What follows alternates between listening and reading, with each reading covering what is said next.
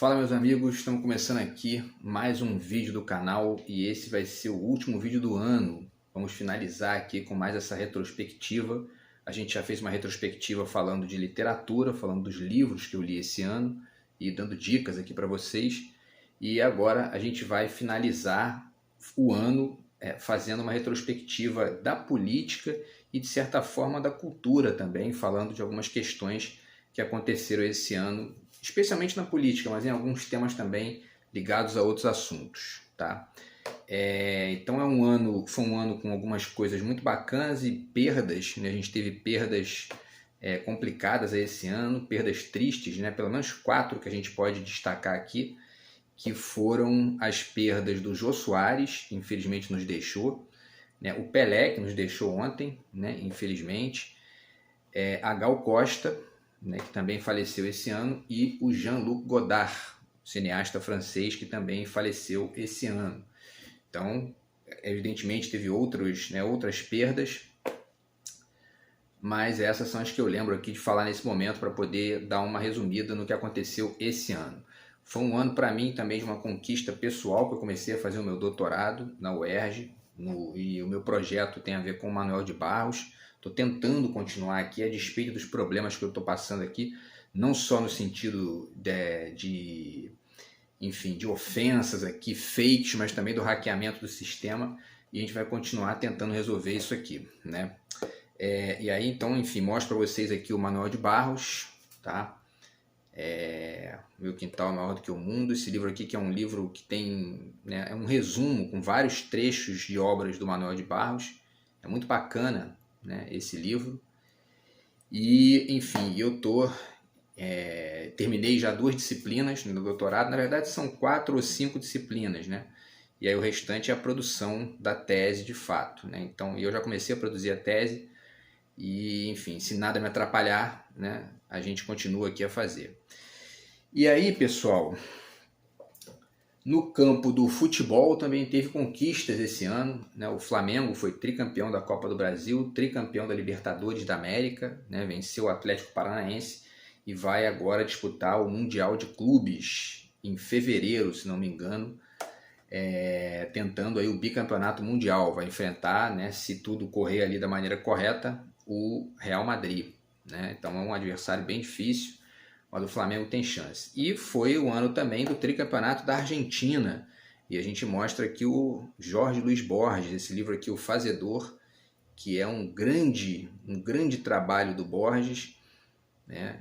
E de certa forma o Messi, que é o grande fazedor de gols aí da Argentina, levou a Argentina a esse tricampeonato contra a França, né? Um jogo que acabou 3-3, depois foi para os pênaltis, né? Enfim, a Argentina venceu nos pênaltis, tá? Então, mais uma lembrança aí que a gente guarda desse ano. E foi um ano também para a gente pensar no Brasil, né? Foi um ano para a gente pensar no que é o Brasil, no que está acontecendo com o Brasil nos últimos anos. Enfim, parece que esse ano ficou bem claro, bem evidente, depois de várias questões, né, envolvendo a questão do Lula, né, que teve os seus processos anulados, né, a prova concreta através da Vaza Jato, né, que o juiz Moro é uma farsa, né, uma grande farsa, né, ele e aquele procurador Dallagnol armaram, né, um grande golpe ali para poder retirar o Lula da disputa de 2018, né, e a direita se perpetuar no poder por pelo menos aí 6 anos, que foi o que aconteceu, né? E aí Bolsonaro venceu, aconteceu essa desgraça do Bolsonaro vencer em 2018, e o povo brasileiro colocou nas mãos de um incompetente completo, né, a governança do país. E aí ele mesmo, na época da campanha, dizia isso, né? Deu uma entrevista dizendo que eu não entendo nada de economia, vou colocar lá o Paulo Guedes, né? E ao mesmo tempo dava entrevista dizendo que não ia privatizar a Eletrobras e botou o Paulo Guedes. Quer dizer, a gente vive esse absurdo que é o Bolsonaro ser presidente do Brasil, essa experiência assim medonha que a gente teve, 4 anos aturando essa figura bizarra, e aí no meio disso nós tivemos uma pandemia, né? E aí a pandemia, enfim, mostrou nitidamente, mais do que para quem ainda não tinha entendido, a pandemia mostrou né, o grande incompetente que é o Bolsonaro e a incompetência da direita brasileira de maneira geral, né? Porque, na verdade, quem botou o Bolsonaro ali não foi só o povo, né? Foram as pessoas que deram o golpe, foram as pessoas que apoiaram o impeachment da Dilma, né, de maneira bizarra naquela época, né, com todas as provas ali de que ela havia feito um processo ali que era comum, que era feito naturalmente, mas houve toda aquela questão envolvendo o Eduardo Cunha, o Congresso e tudo mais, então quer dizer, acabou que a Dilma foi impeachmentada e aí acabou, né, e o Lula preso, né, de maneira injusta também, outro absurdo, né, um processo legal não respeitado, enfim, não, a própria ONU reconheceu isso recentemente. Então, quer dizer, é um negócio assim, a gente viveu um pesadelo aí durante os últimos 6 anos, que foi a direita no poder, né? O Temer e depois o Bolsonaro. E aí o aumento do custo de vida, o aumento da pobreza, o aumento do desemprego, o aumento da inflação, o aumento do dólar, o aumento da gasolina, né, que chegou aí a inacreditáveis R$ 8,90, né, quase R$ 9,00 o litro da gasolina. E as pessoas que ficavam gritando fora Dilma, fora PT, sumiram, né? E algumas, pelo contrário, continuaram defendendo esse governo da maneira mais, enfim, masoquista possível, né? E aí a gente deixa aqui, né, essas duas lembranças, que são justamente O Povo Brasileiro, o livro da grande Darcy Ribeiro, tá? Para poder manter aí aceso esse pensamento e essa reflexão sobre o Brasil, né? A gente precisa pensar sobre isso, sobre o que eu chamei num vídeo recente aqui de mazombismo da direita brasileira, né? Que é esse sentimento de não pertencimento, né? Que acaba sendo ressentido, né? E aí gera no bolsonarismo, porque tem um certo pensamento neoliberal estrito sensu que não está nem aí, né? Defende a globalização e ao mesmo tempo, enfim, né, defende a globalização sem uma conexão com um projeto nacional mais efetivo, né?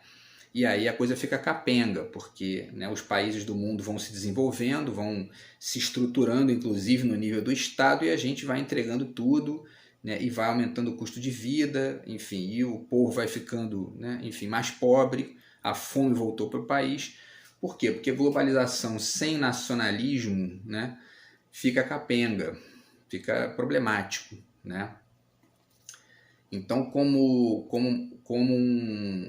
um deslocamento, uma dialética, né, para esse mazombismo que a gente tem na direita brasileira, eu sugeri num dos vídeos aqui que eu fiz algo que eu chamei de nacionalismo cosmopolita, né? A gente, enfim, pensar o Brasil, né, junto com o mundo, né? Mas pensando o Brasil, né? Eu vou fazer vídeos também sobre isso aqui, com certeza em janeiro, para tentar falar disso. Isso, repito, se nada me atrapalhar aqui, porque continua me atrapalhando, né? E, enfim, mas eu acho importante desenhar um pouco melhor essa questão, né? E eu tendo aqui atmosfera para fazer isso, eu o farei. E aí, então, deixo essa dica aqui, né? O Povo Brasileiro, do Darcy Ribeiro, que é um livro muito importante. E, mais do que o livro, né, é importante a gente pensar, de fato, continuar pensando sobre o que é o Brasil, né? Deixo também aqui o Homem Cordial, do Sérgio Buarque de Holanda, né? Isso aqui é uma parte, na verdade, do Raízes do Brasil, está publicado pela Penguin. E, enfim, também serve aqui como referência para poder deixar no ar essa questão do Brasil, né? A gente pensar o que é o caso brasileiro, né? E, ao mesmo tempo, alternativas aí.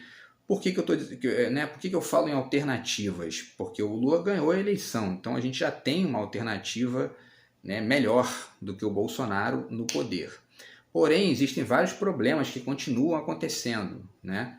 Enfim, uma ignorância política estrutural que a gente tem no Brasil, né? Não dá para a gente se iludir, porque o Bolsonaro teve uma votação gigantesca na última eleição, em 2018, e muita gente que migrou para o Lula agora migrou por uma questão de imediatismo, né? O fracasso completo do Bolsonaro na economia gerou que muitas pessoas migraram para o Lula, né? E eu escutei aí alguns depoimentos, algumas reportagens aí, textos na internet, enfim, vídeos no YouTube, as pessoas falando, eu vou de Lula porque não gosto muito dele não, mas o Bolsonaro é muito ruim, não sei o quê, né, piorou o Brasil e tudo mais. Então, enfim, a gente tem que, né, fazer o possível para ajudar as pessoas a pensarem, né, melhor sobre essa questão política do Brasil. Né? Não é para, enfim, fazer a cabeça de ninguém do ponto de vista da vida pessoal, né? Porque isso aí a gente deixa para os fofoqueiros. Né? É importante a gente levantar certas teses aqui, certas questões relevantes no nível estrutural do que é o Brasil. Né? Porque não adianta pensar só o Brasil no nível cultural, tem que pensar no que é o Estado também, né? Como que funciona o Estado. Quer dizer, muita gente levanta a voz para poder reclamar do PT, dizer que o PT destruiu a Petrobras, etc. e tal, ao mesmo tempo em que comemoram, né, o lucro recorde da Petrobras, né, nas bolsas de valores, que vai para os acionistas. Então, como é que pode, né, uma empresa quebra e ao mesmo tempo dá lucro recorde? Quer dizer, e essas pessoas estão defendendo as duas coisas ao mesmo tempo, ou seja, né, a gente tem que apontar essa ignorância de não compreender os processos de maneira mais ampla e tentar colocar isso no debate público, aqui, sempre com respeito à vida dos outros, porque, repito, né, invadir a vida privada dos outros é coisa de bandido, e não é o caso aqui, muito pelo contrário. Tá? Outra questão relevante, né, tem a ver com a questão do fascismo, né, que é uma coisa que voltou no Brasil, né? A gente está tendo até hoje, né? Agora que estão sendo retiradas essas pessoas das portas dos quartéis, né? Milhares de pessoas pedindo golpe militar, pedindo intervenção militar para acabar com o comunismo. Quer dizer, é um negócio assim, é uma mistura de estupidez com violência, né? Que a gente viu ressurgir aí a partir do ovo da serpente, que é, como bem lembrado aqui por um amigo do Facebook, o Sérgio Moro. Né? O Sérgio Moro foi o grande ovo da serpente, a Lava Jato, e mais amplamente o próprio Sérgio Moro, né? Foram os grandes ovos da serpente, né? que acabaram acordando esse sentimento bizarro que é o protofascismo brasileiro. Enfim, e ao mesmo tempo é um fascismo meio capenga, né? Porque com certeza o Mussolini, por exemplo, né? Estou falando do Mussolini porque o fascismo nasce na Itália, né? Na década de 30 ali. Então o Mussolini jamais teria um Paulo Guedes como ministro, né? Isso é muito claro, porque o Paulo Guedes é um entreguista, não tem nenhuma conexão com uma nação. Então, se teve algum aspecto positivo, entre aspas, naquela experiência lá, que a gente pode puxar, né, foi justamente o fato de que havia um projeto nacional, né, de defesa dos interesses locais, né, para que a fome não acontecesse, para que enfim, né? Então a gente retira a parte ruim, que era, né, aquele sentimento contra comunista, aquele sentimento eugenista que havia, e tem um ponto ali que a gente pode pegar, e é justamente esse ponto que o governo Bolsonaro não pegou. Então a gente tem uma mistura muito estranha no Brasil de hoje, que a gente tem que ir refletindo, tem que ir trabalhando, tem que ir pensando para poder desenhar melhor, que é uma mistura entre um conservadorismo de raiz cristã, meio católico, meio evangélico, meio cínico ali, né, com esse protofascismo que nasceu desse ovo da serpente aí, que é o Sérgio Moro, né?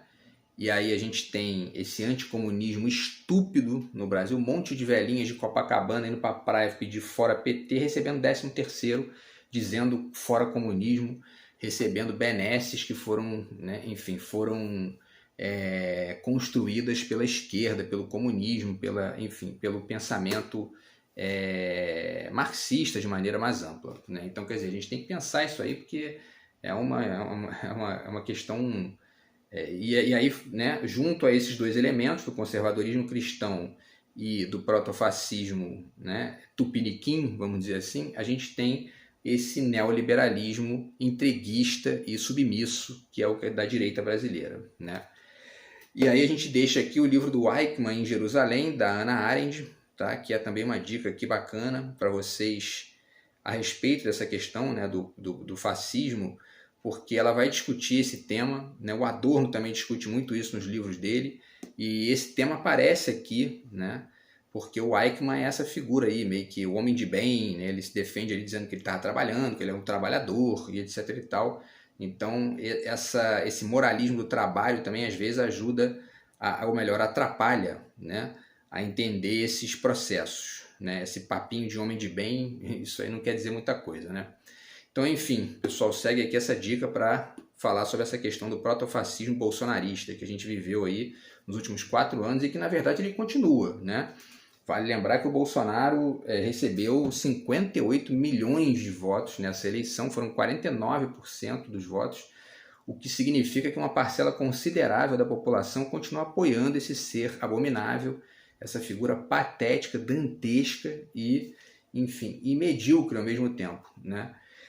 E outro aspecto importante, que a gente também tem que conviver até agora, né, nesse ano, é com o negacionismo da ciência, né? O negacionismo da ciência que foi muito constante no Brasil, né? Terraplanismo, Bolsonaro, enfim, descrevendo,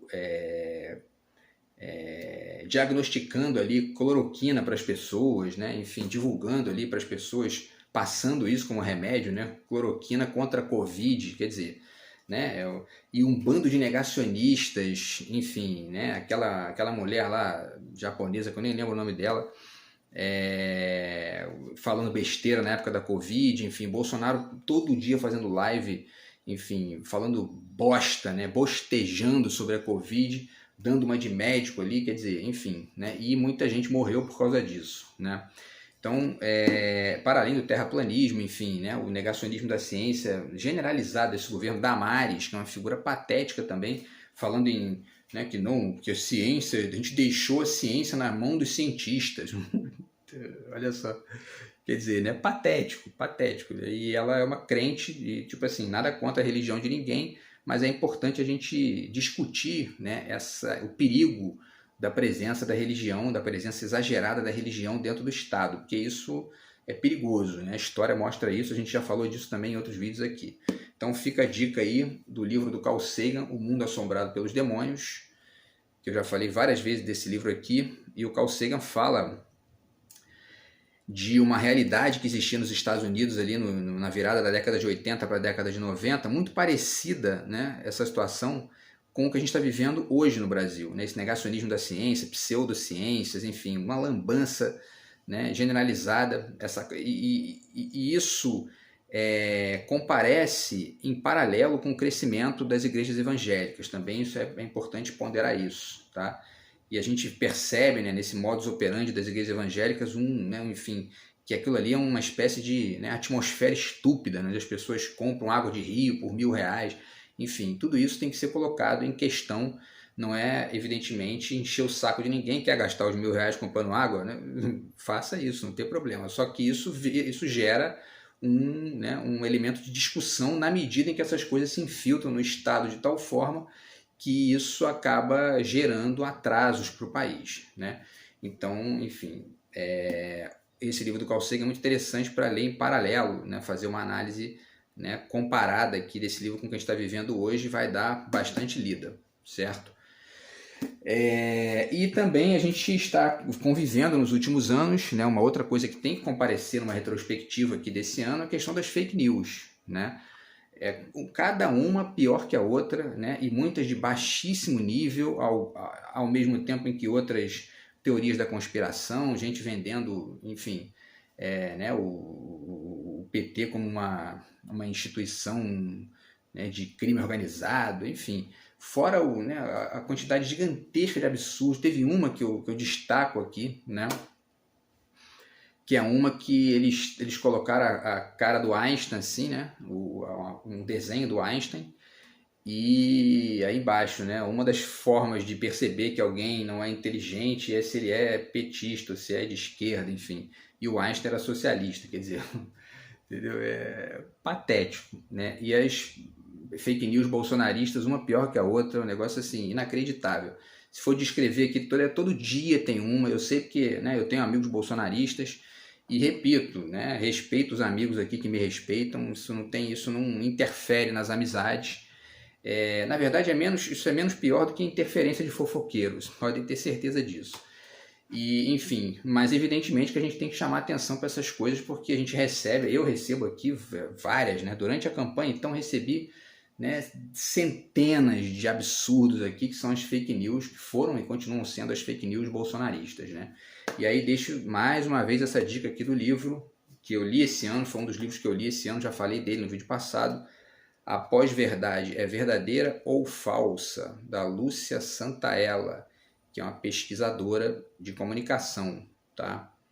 O livro é muito legal, fala sobre as bolhas de internet, fala sobre, enfim, o perigo das redes sociais se transformarem em guetos ali cognitivos, né, que as pessoas acabam não ampliando, não aprofundando, não exercitando a extensão, que a gente também falou disso em vídeos que a gente explicou o que é a filosofia aqui, né? Então, enfim, é uma coisa que a gente tem que deixar aqui como retrospectiva, e um problema que a gente continua convivendo com ele, que tem que manter o debate público aqui para poder esclarecer alguns pontos a respeito e a gente poder tentar minimizar os efeitos disso, né?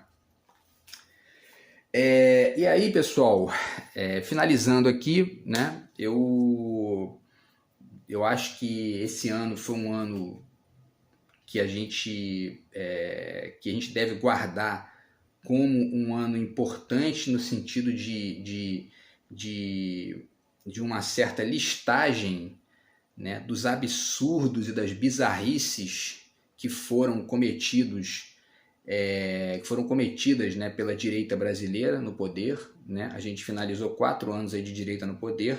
Muita gente coloca a culpa na Covid, não, a Covid é que estragou a economia. Não, a economia já estava no bagaço em 2019, antes da Covid começar, né? Os números do primeiro ano do Bolsonaro foram piores do que os números do governo Temer, que já foram piores do que o último ano do governo Dilma, enfim. E a coisa foi piorando até hoje, né? O Bolsonaro fez uma quantidade gigantesca de gambiarras aí, né, financeiras para poder tentar ganhar a eleição. Isso minimizou o custo de algumas coisas aí, né, como por exemplo a gasolina, só que ele vai estar deixando um rombo aí para o ano que vem gigantesco para o próximo governo, o governo Lula, porque na verdade isso foi uma grande farsa que ele criou para poder tentar ganhar a eleição e quase conseguiu, né? E o Lula realmente é um sobrevivente, enfim, é um guerreiraço, porque de fato o Bolsonaro com a máquina na mão, né, com todo o poder que tinha, com o dinheiro que tinha, com a grana que ele gastou, ainda assim o Lula conseguiu ganhar a eleição. E a gente fez vídeo falando sobre isso aqui. Eu, na verdade, tinha escolhido o voto pelo Ciro Gomes, né, porque eu acho o projeto do Ciro melhor do que o projeto do Lula, é mais amplo ali e ataca algumas questões estruturais que o projeto do Lula não ataca. Agora, realmente a gente tem que compreender, de certa forma, o Lula, porque o caso brasileiro é muito difícil, né? A direita continua com muito poder no Brasil, vide o Congresso que a gente tem, que é um Congresso majoritariamente de direita, e aí o Lula está tendo que fazer várias alianças. A gente vai falar sobre isso também quando falar sobre os ministérios do Lula, né? Que a gente vai fazer vídeos em janeiro sobre isso. Então a gente tem essa realidade, né, bizarra, porque o Lula ganha no executivo, mas tem que fazer negócio, tem que negociar com essa direita nojenta que a gente tem no Brasil, PMDB, enfim, né? E aí teve o caso da Simone Tebet, que a gente já fez aqui vídeo também, quer dizer, e o Ministério das Comunicações acabou na mão do União Brasil, quer dizer, isso né? E aí, assim, muita gente critica o Lula, e na verdade, né, o Ciro tem um projeto alternativo a isso. Só que o Lula ganhou a eleição, então ele tem que, de alguma maneira ou de outra, ali governar, né? E aí a culpa maior dessa situação que a gente está vivendo não é exatamente do Lula, né? A culpa é do povo. É o povo que coloca essas pessoas lá. É o povo que coloca esse Congresso de direita que depois vota pelo PPI, que depois vota, né, pela reforma trabalhista que precariza o trabalho das pessoas, né? Enfim, tudo isso o povo tem que pensar nisso, porque os ricos não estão nem aí para isso. Estão borrando para isso. Porque eles ganham dinheiro sempre, eles ganham dinheiro com a direita, com a esquerda, né? Porque eles dominam ali o establishment econômico, e aí eles estão sempre ganhando dinheiro, né? A questão é que o povo é que tem que pensar, né? Enfim, como é que eu vou votar no sujeito que que está ali com um projeto preparado para me prejudicar depois, né? Então as pessoas têm que entender, né? Esse é um fato importante que fica de reflexão aqui, mais uma vez, em ano de eleição, a gente sempre pensa isso, né? que eleição não é apenas no ano de eleição. Política, né, na verdade, não é apenas no ano de eleição. Política é todo ano, todo dia, a gente tem que pensar nisso, porque isso interfere na nossa vida, interfere, né, na nossa forma aqui de se relacionar com as coisas.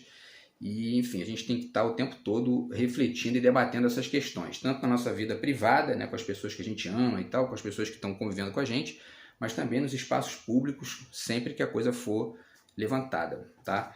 E aí finalizo aqui com 3 dicas para finalizar o ano, tá, pessoal? Que é, mais uma vez, esse livro, E se Obama Fosse Africano, do Mia Couto, tá? É uma questão importante porque o Mia Couto, né, essa é uma reflexão que surgiu para mim nos últimos meses aí. O Mia Couto defende aqui um idioma plural e um homem plural, né? No primeiro capítulo, inclusive, desse grande livro, é um livraço, tá? E eu concordo com essa questão do Mia Couto, mas a gente tem que pensar, né? A gente tem que fazer talvez aquilo que o Zizek chama de uma paralaxe, fazer aqui uma espécie de, né, um corte nisso aí e dizer, tudo bem, né, a gente precisa de um homem plural, mas esse plural vai até onde? Né? Porque plural é uma palavra que cabe tudo. E aí, cabe também o Bolsonaro, cabe também o fascismo, cabe também o neoliberalismo como política de Estado, cabe também esse conservadorismo cristão, né, que gosta de encher o saco da vida privada dos outros e está se infiltrando no Estado para poder atrapalhar a vida das pessoas. Quer dizer, né, então esse idioma plural a gente tem que tentar fazer um corte aí e dizer, ó, beleza, né, é importante que a gente seja, como dizia, né, o grande Fernando Pessoa, uma heteronomia rica, né? Porém, né, isso tem que ter, a gente tem que botar certos cortes aí, botar certos limites, né? Especialmente quando se pensa num projeto político, por exemplo, né? É na política, especialmente, que a gente diz esse não, né? E diz, não, aqui não, né? Neoliberalismo não, Paulo Guedes não, né? E o povo disse não para o Paulo Guedes. Quer dizer, então a pluralidade tem limite também, né? A gente faz isso até na nossa vida privada, óbvio, né? A gente diz não para certas pessoas, né? Não quero conviver com essa gente. Tem gente que não entende muito bem isso, né? Mas enfim, o fato é que a gente tem que dizer esse não, né, para certas pessoas e para certas ideias. Então essa pluralidade tem um limite, tá? E aí deixo 2 mensagens finais aqui, tá? Para finalizar o vídeo. A primeira mensagem é para os bolsominions, tá? Então você, bolsominion, ó, não adianta chorar o leite derramado, certo? Esse grande romance aqui do Chico Buarque, não adianta chorar o leite derramado. Agora você volta para casa, sai das portas dos quartéis, vai estudar um pouco melhor para entender uma bizarrice que foi esse governo Bolsonaro e votar melhor na próxima eleição, certo? Você, bolsominion, e também aprender a pesquisar melhor para poder não ficar acreditando em qualquer fake news, tá? E para todo mundo aqui que curte os vídeos do canal, né? Às vezes os vídeos aqui tem poucas visualizações, às vezes tem muitas, a gente está tentando crescer aqui para poder monetizar o canal. Então, inclusive, a gente pede aí que se você gostou, curta o canal, compartilhe, ajude a gente aqui também comprando as nossas, a caneca, o adesivo, tá? E compartilhando nossos vídeos também. E a gente deixa aqui essa mensagem final com esse livro do Edgar Morin, tá? Que ele se chama Amor, Poesia e Sabedoria. São essas 3 palavras aí que a gente deixa para vocês, tá? E um feliz ano novo, um ótimo 2023 para vocês e para a gente, tá? E no próximo vídeo do canal a gente vai comemorar um ano aqui do canal, porque a gente, né, começou o canal no dia 1º de janeiro desse ano de 2022. Tá bom, pessoal? Então é isso. Feliz ano novo para vocês. Obrigado aí pela companhia, enfim, pela audiência de vocês aqui no canal. E a gente se fala agora no ano que vem. Valeu, abraço e até mais.